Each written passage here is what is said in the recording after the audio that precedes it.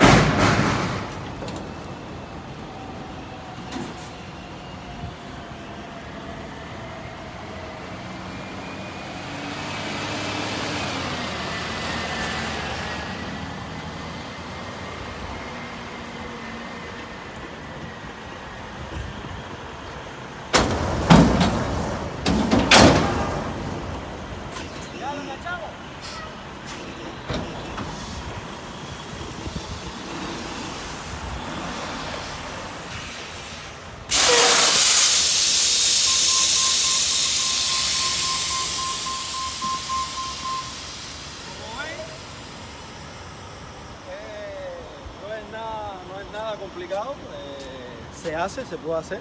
Le hice la prueba aprovechando la circunstancia que es de día, así que para mí es alegría. ¿Por qué? Porque pocas personas lo hacen, he visto pocas personas que hacen este enganche, o sea, de un tractor grande, porque hay personas que lo hacen pero con un daycap. El daycap no tiene cabina, o sea, tiene cabina pero no tiene la parte de dormir del slipper, y entonces corta más rápido. Pero miren, esta es la evidencia que hemos hecho una conexión de dos trailers sin desconectar el dolly del primer trailer. Así que un saludo, es un video más. Les recuerdo, si están interesados en este maravilloso mundo de los camiones, la familia de los trucks, puede ponerse en contacto conmigo y que acá con mi amigo Raúl también. Le vamos a dejar en las descripciones del video, podemos hallar trabajo para ti. En este mes de diciembre, si no tienes experiencia, tienes que esperar hasta enero. Pero a partir de enero, si no tienes experiencia, con 0 días de experiencia, puedes trabajar acá con nosotros, porque trabajamos en Team Driver. O sea, somos 2 los que trabajamos acá. Un saludo, Dios les bendiga mucho y nos vemos en un próximo video. Bye bye.